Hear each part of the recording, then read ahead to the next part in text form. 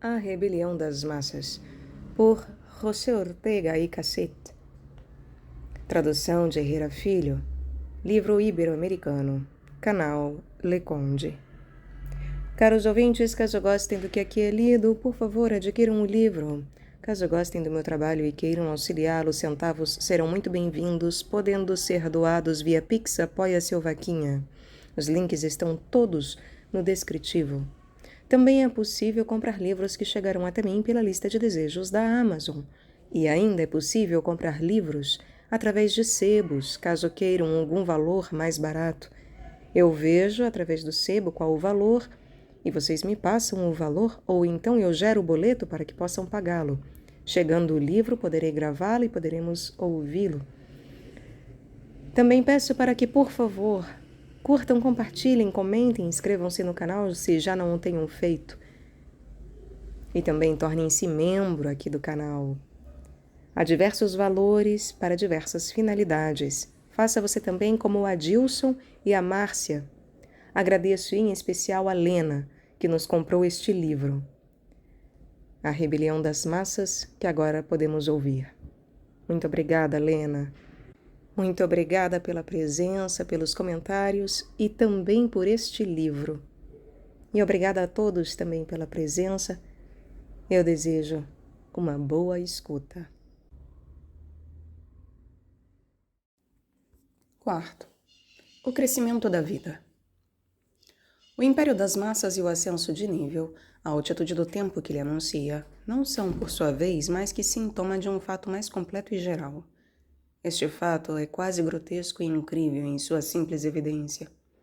É simplesmente que o mundo, de repente, cresceu, e com ele e nele, a vida. A vida mundializou-se, efetivamente. Quer dizer que o conteúdo da vida no homem do tipo médio é hoje todo o planeta, que cada indivíduo vive habitualmente todo o mundo. Há pouco mais de um ano, os sevilhanos acompanhavam hora a hora em seus jornais populares o que estava acontecendo com os homens junto ao polo. Quero dizer que sobre o fundo ardente da Campina Bética passavam blocos de gelo à deriva. Cada pedaço de terra não está já recluído em seu lugar geométrico, mas para muitos efeitos vitais atua nos demais pontos do planeta. Segundo o princípio físico de que as coisas estão ali onde atuam, reconheceremos hoje a qualquer ponto do globo a mais efetiva ubiquidade. Esta proximidade do longínquo, esta presença do ausente, aumentou em proporção fabulosa o horizonte de cada vida. E o mundo cresceu também temporalmente. A pré-história e a arqueologia descobriram âmbitos históricos de longitude quimérica. Civilizações inteiras e impérios dos quais nem o nome se suspeitava, foram anexados à nossa memória como novos continentes. O jornal ilustrado e o cinema trouxeram estes remotíssimos pedaços de mundo à visão imediata do vulgo. Mas este aumento espaço-temporal do mundo não significaria, por si, nada.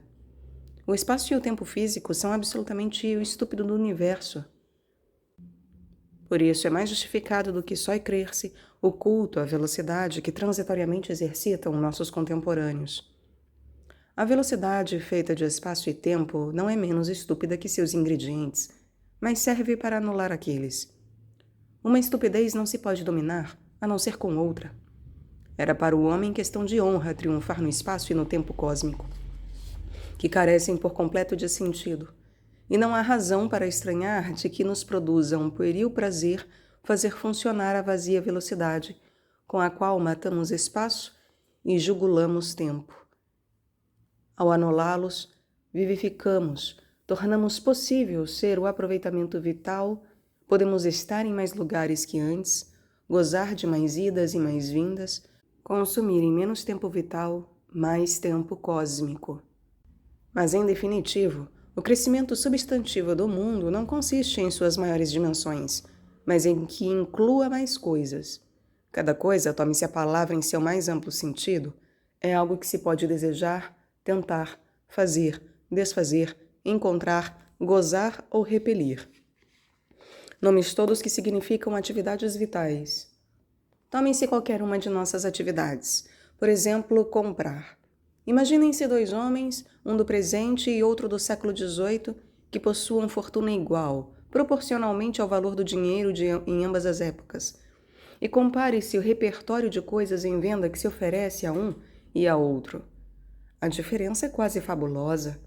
A quantidade de possibilidades que se abrem ante o comprador atual chega a ser praticamente ilimitada. Não é fácil imaginar, com o desejo, um objeto que não exista no mercado e vice-versa. Não é possível que um homem imagine e deseje quanto se acha à venda. Dir-me-ão que, com fortuna proporcionalmente igual, o homem de hoje não poderá comprar mais coisas que o do século XVIII. Mas o fato é falso. Hoje podem comprar-se muito mais, porque a indústria barateou quase todos os artigos. Mas finalmente não me importaria que o fato fosse certo. Pelo contrário, sublinharia mais o que tento dizer. A atividade de comprar conclui em decidir-se por um objeto. Mas é também antes uma eleição, e a eleição começa por perceber as possibilidades que oferece o mercado, de onde resulta que a vida, em seu modo comprar, consiste primeiramente em viver as possibilidades da compra como tais. Quando se fala de nossa vida, só ia esquecer-se disto, que me parece essencialíssimo.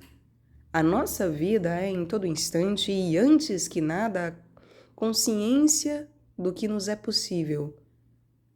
A nossa vida é em todo instante e antes que nada a consciência do que nos é possível. Se em cada momento não tivéssemos à nossa frente mais que uma só possibilidade, careceria de sentido chamá-la assim.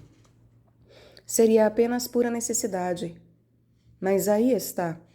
Esse estranhíssimo fato de nossa vida possui a condição radical de que sempre encontra ante si várias saídas, que, por serem várias, adquirem o caráter de possibilidades entre as quais havemos de decidir. Tanto vale dizer que vivemos, como dizer que nos encontramos em um ambiente de possibilidades determinadas. A este âmbito costuma chamar-se as circunstâncias. Toda a vida é achar-se dentro da circunstância ou mundo, porque este é o sentido originário da ideia, mundo. Mundo é o repertório de nossas possibilidades vitais. Não é, pois, algo à parte e alheio à nossa vida, mas que é a sua autêntica periferia. Representa o que podemos ser, portanto, nossa potencialidade vital. Esta tem de se concretizar para realizar-se, ou dito de outra maneira, chegamos a ser só uma parte mínima do que podemos ser. Daí que nos parece o mundo uma coisa tão enorme, e nós dentro dele uma coisa tão pequena. O mundo ou a nossa vida possível é sempre mais que nosso destino ou vida efetiva. Mas agora importa-me só fazer nota como cresceu a vida do homem na dimensão da potencialidade. Conta com um âmbito de possibilidade fabulosa maior que nunca. Na ordem intelectual encontra mais caminho de possível ideação, mais problemas, mais dados, mais ciências, mais pontos de vista. Enquanto os ofícios ou carreiras na vida primitiva se enumeram quase com os dedos de uma mão, pastor, caçador, guerreiro, mago, o programa de místeres possíveis hoje é superlativamente grande. Nos prazeres acontece coisa parecida. Se bem, e o fenômeno tem mais gravidade do que se supõe, não é seu elenco tão exuberante como nos demais aspectos da vida. Entretanto, para o homem de vida média que habita as urbes, e as urbes são a representação da existência atual, as possibilidades de gozar aumentaram, no que vai de século, de uma maneira fantástica. Mas o crescimento da potencialidade vital não se reduz ao dito até aqui. Aumentou também em um sentido mais imediato e misterioso. É um fato constante e notório que no esforço físico e esportivo se cumpram hoje performances que superam enormemente quantas se conhecem do passado. Não basta admirar cada uma delas e reconhecer o recorde que batem, mas advertir a impressão de que o organismo humano possui em nosso tempo capacidades superiores às que nunca teve. Porque coisa similar acontece na ciência. Em um par de lustros tão somente, esta ampliou e, inverossimilmente, o seu horizonte cósmico. A física de Einstein move-se em espaços tão vastos que a antiga física de Newton ocupa neles apenas um sótão. E este crescimento excessivo se deve a um crescimento intensivo na precisão científica.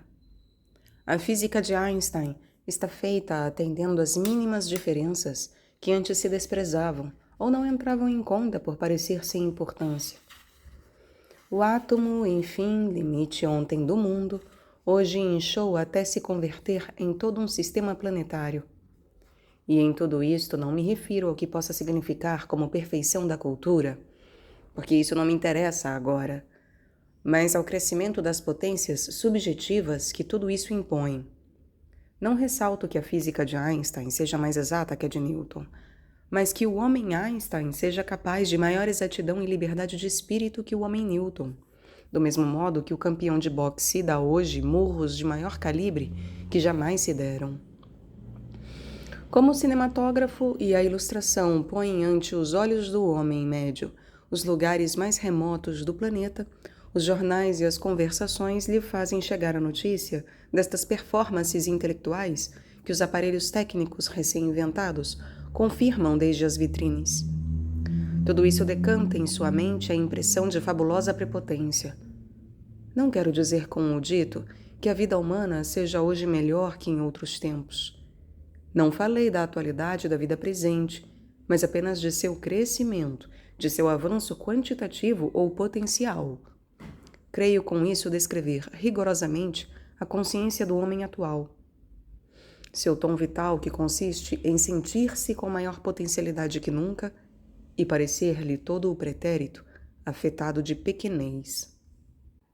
Era necessária esta descrição para obviar as locubrações sobre decadência, e em espécie, sobre decadência ocidental que pulularam no ar do último decênio. Recorde-se o raciocínio que eu fazia, e que me parece tão simples como evidente.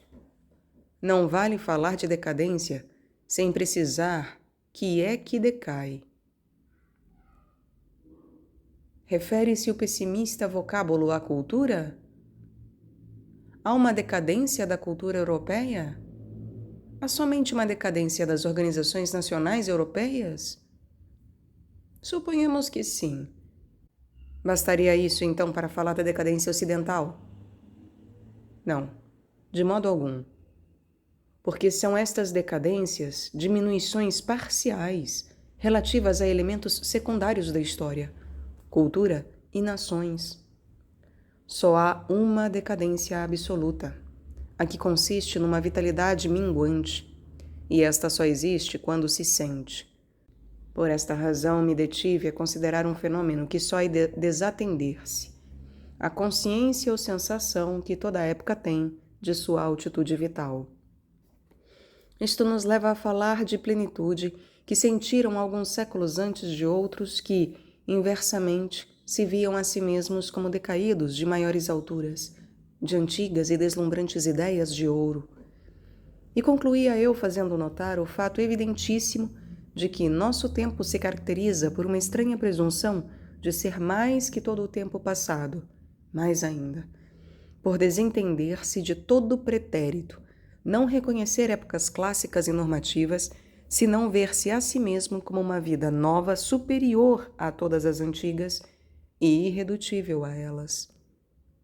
Duvido que, sem se afiançar bem nesta evidência, se possa entender o nosso tempo. Porque esse é precisamente o seu problema. Se se sentisse decaído, veria outras épocas como superiores a ele. Isto seria uma e mesma coisa com estimá-las e admirá-las, e venerar os princípios que as informaram. Nosso tempo teria ideais claros e firmes, ainda que fosse incapaz de realizá-los. Mas a verdade é estritamente o contrário. Vivemos em um tempo que se sente fabulosamente capaz para realizar, mas que não sabe o que realizar. Domina todas as coisas, mas não é dono de si mesmo. Sente-se perdido em sua própria abundância. Com mais meios, mais saber, mais técnicas que nunca, o mundo atual vai como o mais infeliz que tenha havido, puramente ao acaso. Daí essa estranha dualidade de prepotência e insegurança que se aninha na alma contemporânea. Acontece-lhe como se dizia do regente durante a infância de Luís XV, que tinha todos os talentos, menos o talento para usar deles. Muitas coisas pareciam já impossíveis ao século XIX, firme em sua fé progressista. Hoje, de tanto nos parecer tudo possível, pressentimos que é possível o pior, o retrocesso, a barbárie, a decadência. Por si mesmo não seria isto um mau sintoma. Significaria que voltamos a tomar contato com a insegurança essencial a todo viver, com a inquietude a um tempo dolorosa e deliciosa que vai encerrada em cada minuto que sabemos vivê-lo até o seu centro, até sua pequena víscera palpitante e cruenta. Geralmente recusamos tomar essa pulsação pavorosa que faz de cada instante sincero um miúdo coração transeunte, esforçando-nos por ganhar segurança e insensibilizar-nos para o dramatismo radical do nosso destino, vertendo sobre ele o costume, o uso, o tópico, todos os clorofórmios. É, pois, benéfico que pela primeira vez, depois de quase 3 séculos, nos surpreendamos com a consciência de não saber o que vai acontecer amanhã. Todo aquele que se coloque ante a existência numa atitude séria e se faça dela plenamente responsável, sentirá certo gênero de insegurança que o incita a permanecer alerta. A atitude que a ordenança romana impunha à sentinela da legião era manter o indicador sobre os lábios para evitar a sonolência e manter-se alerta, atenta. Não está mal esse ademane, que parece imperar um maior silêncio ao silêncio noturno, para poder ouvir a secreta germinação do futuro. A segurança das épocas de plenitude, assim na última centúria, é uma ilusão de óptica que leva a despreocupar-se do porvir, encarregando de sua direção a mecânica do universo. O mesmo que o liberalismo progressista é o socialismo de Marx, e supõe que o desejo por eles como futuro ótimo se realizará inexoravelmente com necessidade parelha astronômica. Protegidos ante sua própria consciência por essa ideia, soltaram o leme da história. Deixaram de estar alerta, perderam a agilidade e a eficácia. Assim, a vida se lhes escapou dentre as mãos, fez-se por completo insubmissa, e hoje anda solta, sem rumo conhecido. Sob sua máscara de generoso futurismo, o progressista não se preocupa do futuro. Convencido de que não tem surpresa nem segredos, peripécias nem inovações essenciais. Certo de que já o mundo irá em linha reta, sem desvios nem retrocessos, retrai sua inquietude do porvir e se instala num definitivo presente. Não poderá estranhar que hoje o mundo pareça vazio de projetos, antecipações e ideais. Ninguém se preocupou de preveni-los. Tal tem sido a deserção das minorias dirigentes, que se acha sempre ao reverso da rebelião das massas. Mas já é tempo de que voltemos a falar desta. Depois de haver insistido na vertente favorável que apresenta o triunfo das massas, convém que nos deslizemos por sua outra ladeira. mais perigosa.